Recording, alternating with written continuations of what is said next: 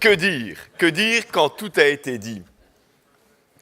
Alors il y a un truc très simple dans ce genre de situation, c'est de se souvenir quand on était tout petit, hein, et de se souvenir de ce que disait sa maman. Qu'est-ce qu'on dit? Hein? Ben on dit merci, évidemment. Qu'est-ce qu'on dit?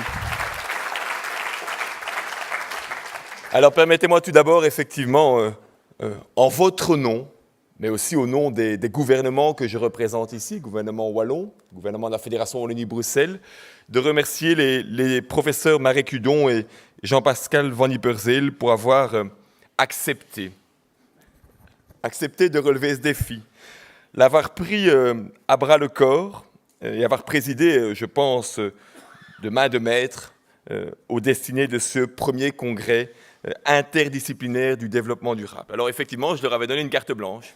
Moi, je savais un peu ce que ça allait impliquer. Ils disent, toi qu'on a la carte blanche, on est d'accord. Alors, ils l'ont eu. Et puis après, ils ont dû se débrouiller. Et effectivement, se voir, se revoir, s'organiser, s'entourer de personnes dont ils ont déjà pu ici remercier les talents et l'aide qu'ils ont pu aussi contribuer. Et j'ai eu l'avantage que, comme ils ne savaient pas à quoi ils s'engageaient, ils ont relevé le défi, ils l'ont fait, s'ils avaient su. Et donc, c'est pour ça que la question qui m'est posée pour la suite n'est pas forcément évidente. Mais ils l'ont fait, en tout cas, on l'a vu, on l'a senti, vous l'avez vu, vous l'avez senti avec enthousiasme, avec passion aussi, avec rigueur, la rigueur scientifique nécessaire, mais avec ouverture aussi. Et ils y ont consacré, ils l'ont dit, on le voit dans leurs yeux, beaucoup de temps, beaucoup d'énergie, mais surtout, à mon estime, je pense à votre estime aussi, beaucoup de talent. Alors, professeur Hudon, professeur Van Yperseel, vous nous avez épatés, tout simplement. Encore une fois, merci.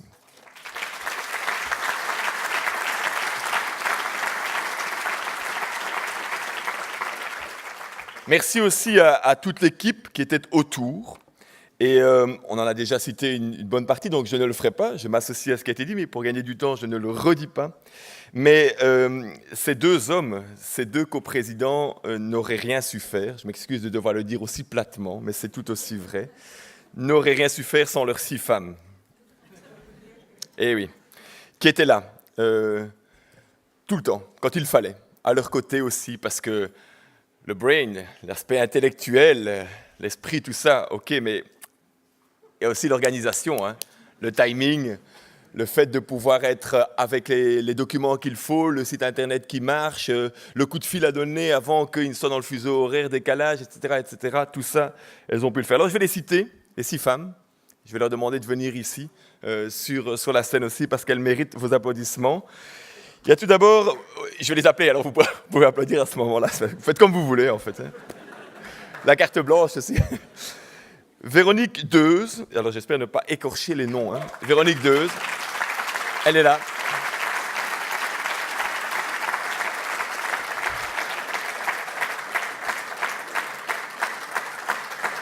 Je ne vais pas lui demander de prendre la parole maintenant, mais de venir à côté. Elle est de l'équipe du professeur Hudon à l'ULB, mais aussi, alors ça c'est fantastique, surtout par les temps qui courent, là je fais que les journalistes bouchent un peu leurs oreilles.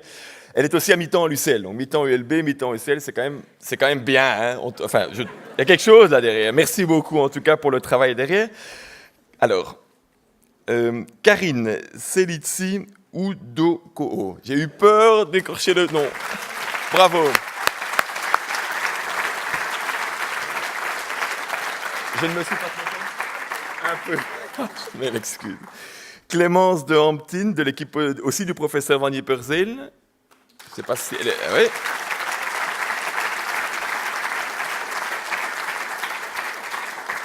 Des gens de l'administration vous ont aussi beaucoup aidé. Stéphanie Ernoux, de la direction de la communication externe du service public de Wallonie.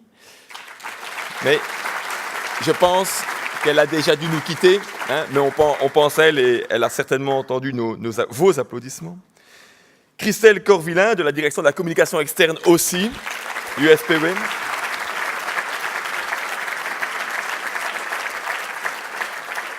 Qu'on voyait courir un peu partout hein, pour organiser tout ça ici en séance. Et alors, Sophie Claes, qui est de mon équipe.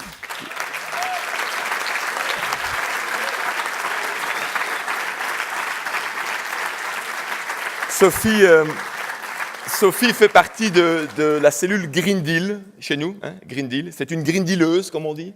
Et donc, elle était là. Et derrière elle, il y a aussi toutes les équipes, alors, qui sont en bac encore, des équipes de professeurs Hudon et Van Ypersel, qui ont contribué parfois dans l'urgence à résoudre des problèmes informatiques, des problèmes de logistique et des problèmes de traduction. On peut les remercier aussi pendant qu'on offre des fleurs à ces dames.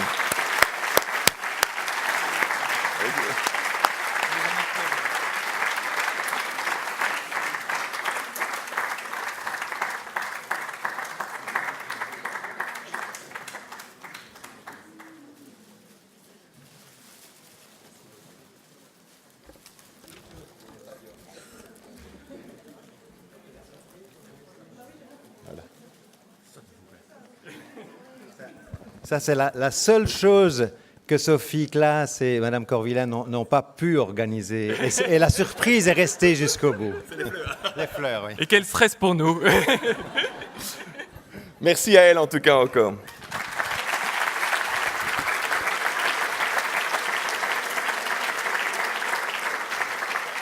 Voilà, au moment de refermer ce congrès, j'aimerais moi aussi alors tirer juste quelques premiers enseignements, mais d'un point de vue un peu plus politique alors, peut-être un peu moins académique, vous m'en excuserez, et ensuite prendre devant vous quelques engagements. Mais commençons d'abord par les enseignements. Nous avons, en fait, vous avez, vous tous, vous avez réussi à ouvrir les fenêtres des certitudes disciplinaires et à briser la force des habitudes pour se retrouver ici à Namur. Les scientifiques sont sortis de leur laboratoire, les praticiens ont quitté leur terrain, j'ai même vu des agriculteurs quitter leur champ, et les princes sont descendus de leur rocher. Voilà, je l'ai dit comme ça. Les premiers scientifiques qui, il y a 30 ou 40 ans, ou même parfois un peu plus, se sont penchés, alors probablement de manière un peu plus isolée, sur les questions qui nous occupent et qui, quelque part, nous préoccupent aussi aujourd'hui. Ces scientifiques nous ont amenés à réfléchir, et ça a été rappelé tout à l'heure encore par Tim Jackson, nous ont amenés à réfléchir sur les limites de la planète, les limites des ressources que la planète peut nous donner, sa capacité à absorber aussi toute la pollution. Mais aujourd'hui, avec ce congrès, hier, et déjà aussi dans les travaux préparatoires, avec ce congrès, nous avons à nouveau mis en avant cette question des limites, de leur connaissance, de la connaissance des limites, de la reconnaissance des limites, de l'acceptation des limites aussi. Ce n'est pas évident pour un être humain de reconnaître qu'on a des limites, surtout un scientifique qui Non, je me trompe, dites-moi, moi je suis à l'aise, je suis pas... Donc de l'acceptation de ces limites, et on l'a remis au cœur des débats.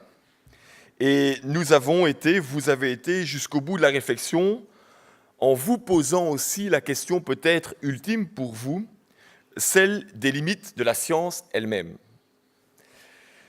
C'est Rabelais qui, dans son Pantagruel, nous a appris, il y a déjà 500 ans de cela, que science sans conscience n'était que ruine de l'âme. Mais aujourd'hui, 500 ans plus tard, à Namur, 500 ans plus tard, nous pouvons rajouter que science sans autre science, ou science sans autre connaissance, n'est que perte de savoir. Et ça, je pense que c'est un apport de ce congrès aussi, ou en tout cas, ça a été renforcé par ce que vous avez pu échanger ici. Deuxième élément, deuxième enseignement, ce congrès, manifestement, répond à une attente, répond à un besoin. Alors, c'est très facile pour moi de redévelopper tous les chiffres statistiques. Ça, je l'ai fait pour la presse, comme elle n'est plus là et qu'on est entre nous. Je vais vous passer sur le nombre d'inscrits, le nombre de contributions, bazar, machin, tous les chiffres, tout ça, pour la presse de demain. Mais il y a aussi la qualité. Et le besoin était certainement là aussi. Je n'ai pas pu assister à toutes les présentations, forcément en plénière, hier, parce que je devais aller au gouvernement. Un gouvernement wallon, assez dense, un gouvernement de la Fédération Wallonie-Bruxelles aussi, vous connaissez l'actualité, évidemment. Mais je recevais des SMS pendant que j'étais au gouvernement, et j'ai senti tout ce qui... Enfin, pas tout. Non, certainement pas tout.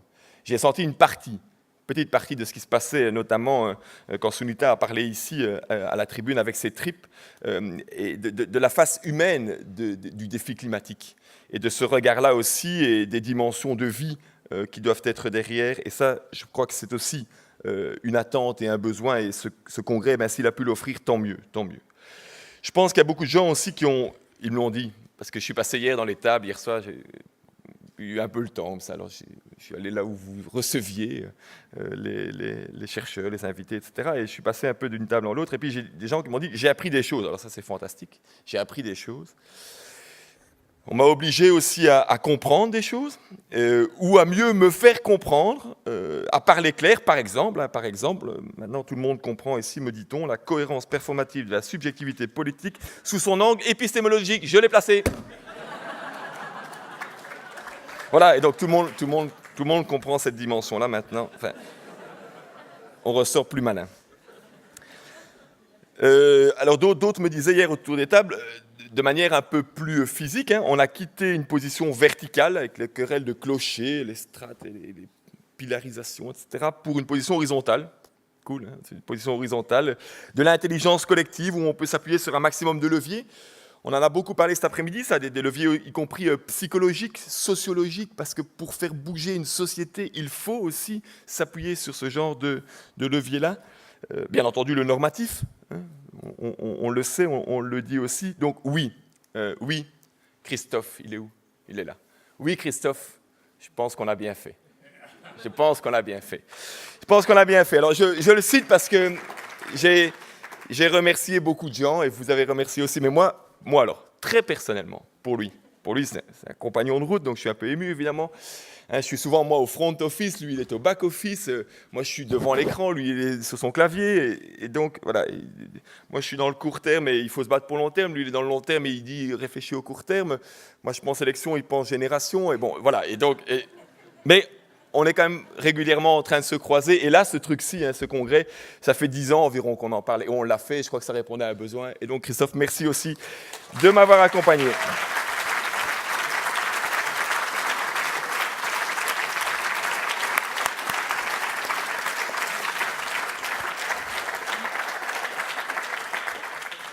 Alors, troisième élément, je redeviens un peu plus sérieux, tout aussi ému, mais un peu plus sérieux. Le temps joue contre nous. Je ne dis pas ça parce qu'il est 6 heures, qu'il est vendredi, que vous voulez vous tirer, mais je dis ça... Il y a un drink en plus, voilà, ça, voilà. Alors, il ne faut pas se tirer. Alors. Non, le temps joue contre nous. Nous qui sommes conscients et qui adhérons, sachons ça. N'oublions pas ça. Je dis souvent à l'équipe, ils le savent, il y en a dans la salle, ne remettons plus jamais à demain ce que nous pouvons faire dès aujourd'hui. Ça ne sert à rien. Si on peut le faire aujourd'hui, profitons-en. C'est vrai d'un point de vue environnemental, on l'a rappelé, des graphiques l'ont montré, mais c'est aussi vrai d'un point de vue social. N'oublions pas aussi tous ces problèmes sociaux qui sont peut-être un peu à l'extérieur aujourd'hui, mais qui ne sont pas loin de nous. Liège, Genk, Bruxelles, puis plus largement l'Europe, sa destinée, puis alors plus globalement, mondialement encore aussi, et les témoignages qu'on a eus comptent beaucoup, le temps joue contre nous, ne le perdons pas, ne le gaspillons pas. Le Congrès a-t-il atteint son objectif? Rappelons-nous ce que les coprésidents nous disaient sur la vidéo, parce que je suis comme vous, je suis allé sur Internet pour m'inscrire, et donc j'ai regardé la vidéo pour pouvoir venir, pour avoir une place, j'ai regardé la vidéo qu'ils donnaient. Donc ils expliquaient qu'on sait plus ou moins où on est, on sait plus ou moins où on veut aller, il y a un consensus, mais ce qui compte, c'est le chemin entre les deux, la transition. Et grosso modo, 2050, l'échéance 2050, on commence tous à travailler, y compris le gouvernement wallon aussi, sur l'échéance 2050. Point de départ connu, point d'arrivée plus ou moins consensuel, plus ou moins, en tout cas entre nous. Mais est-ce qu'on a trouvé ce chemin? Est-ce qu'au bout de ce congrès, de ce premier congrès, on peut considérer qu'on a trouvé le chemin? Ça me fait penser à mes 100 km d'Oxfam.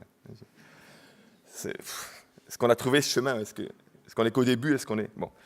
Je crois qu'on ne peut pas avoir la prétention ce soir d'affirmer qu'on a trouvé le chemin. Je crois que le travail n'est pas fini. Je pense que le travail n'est pas fini. Par contre, je pense qu'on a commencé à le déverrouiller, pour reprendre un terme qui t'est cher. On a commencé aussi à le baliser, au-delà de l'avoir déverrouillé. On a trouvé les clés et on a commencé à mettre des loupiottes ou des lampes ou des repères à gauche, beaucoup, à droite, un peu. Et on peut avancer, on sait un peu avancer.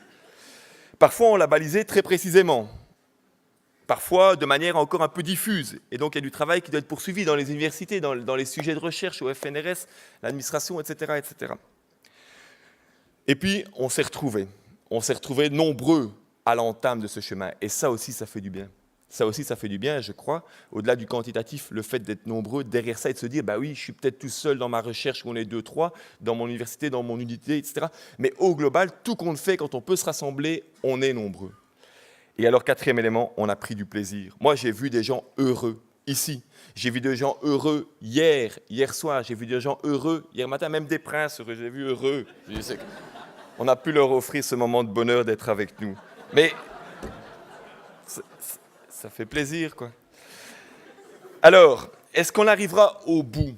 Est-ce qu'on arrivera au bout du chemin? Je l'espère, évidemment. Je l'espère pour nous, pour nos enfants, pour ceux qui vont nous succéder.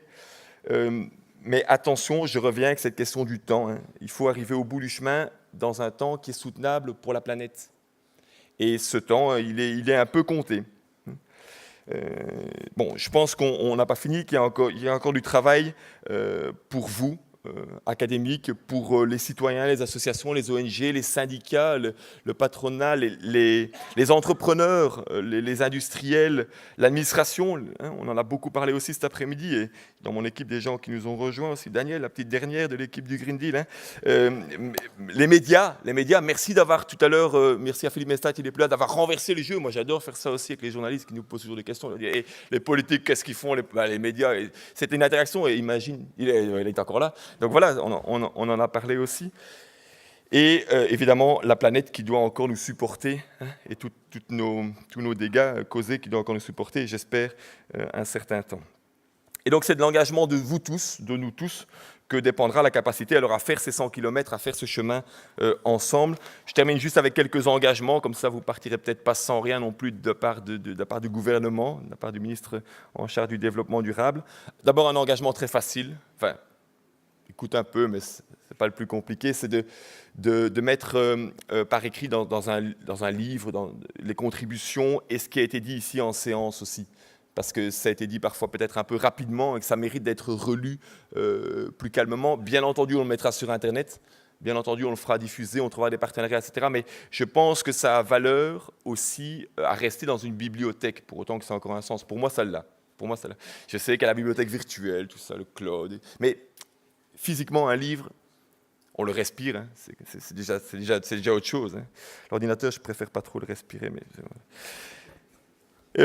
donc on va le publier. Ça permettra à chacun de digérer ça. Hein. C'est le rôle de l'État facilitateur. On en a parlé tout à l'heure. Il facilite l'accès, il donne accès. Bon, mais ça, c'est pas beaucoup, c'est le premier engagement. Deuxième engagement. Il reste, grosso modo, 1 an et demi sous cette législature du plan Marshall 2 points verts. Hein. Le ministre-président en a parlé ici, 2 points verts. Et puis, il y a tout ce qui se passe après. Mais il y a encore des choses à faire ici dans cette année et demie. On a créé, et maintenant on est en train de recruter des gens au département du développement durable de Wallonie. La directrice est là.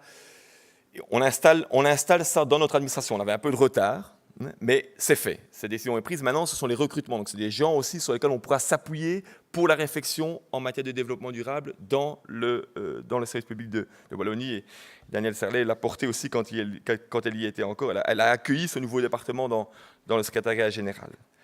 2, l'aspect narratif, l'état narrateur qui donne la vision, mais une vision où on espère qu'un maximum de gens puissent adhérer. Eh bien, on est en train de la rédiger. L'équipe Green Deal, l'administration, les autres cabinets aussi. La stratégie régionale de développement durable, c'est pour dans quelques mois. On va s'inspirer aussi, on va digérer ce qui aura été dit dans ce congrès pour le redonner aussi et pour que la Wallonie se donne cette stratégie régionale de développement durable et puisse alors faire, espérons-le, adhérer, faire rêver, donner ces clés de décodage et tiens, on veut être où, on sera qui, comment pourrions-nous vivre en 2050 tous ensemble. 3, j'ai entendu Marek, mais il m'avait un peu prévenu en disant il faut aussi retomber concrètement dans les compétences de la recherche, le ministre de la Recherche aussi. Donc effectivement, je crois qu'il y a 2-3 éléments là-dessus. Le rapport de Tom, je vais demander, c'est un peu un appel solennel aussi que je fais au monde académique de s'en saisir, au-delà de ceux qui étaient présents dans la salle. Je vais demander ça aux recteurs, ils étaient là hier, ils étaient là aussi mercredi. Je vais demander ça au FNRS, je vais demander ça, et faites-le vivre aussi, à vous aussi, de l'utiliser et de demander qu'on se positionne par rapport à ça. Mais le FNRS lui-même va être doté d'ici la fin de l'année, et les lancements d'appels vont être réalisés encore en 2013, d'un nouveau fonds, d'un nouvel axe, qui va être consacré spécifiquement au développement durable. 5 millions d'euros de manière pérenne, nouveaux, venant de la Wallonie, vont aller vers la recherche fondamentale, ce qui est une originalité aussi. Vous travaillez UCL, ULB, etc. Nous, on travaille Région Wallonne, Fédération Wallonie-Bruxelles.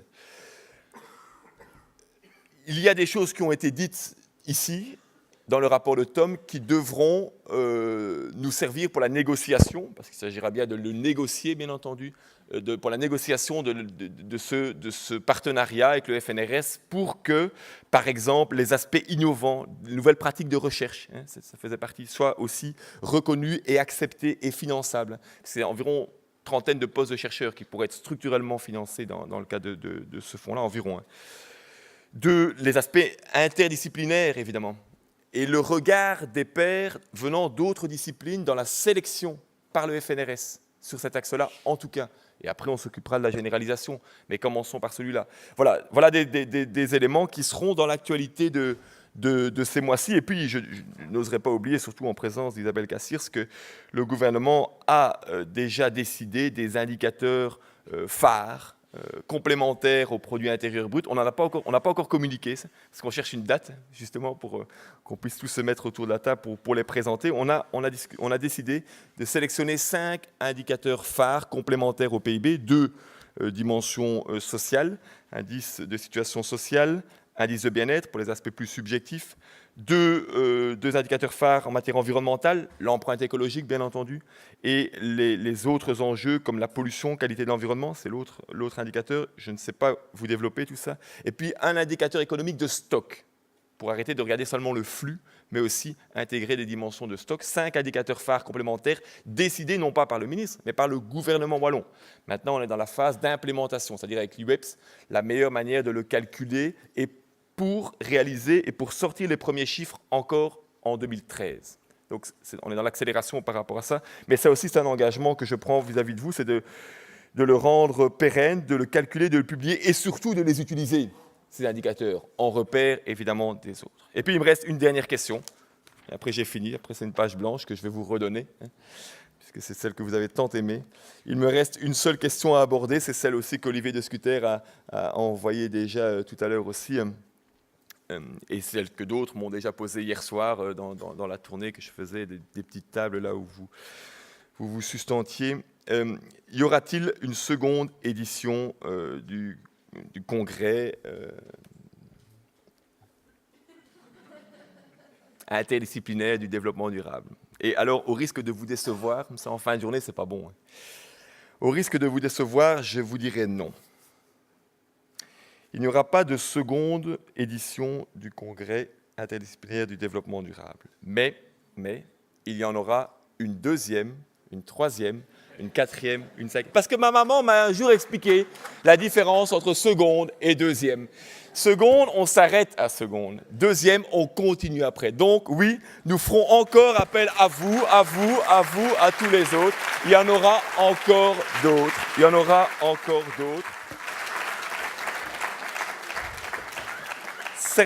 Certains vont à Davos. J'espère que vous reviendrez souvent à Namur pour ce congrès. Merci.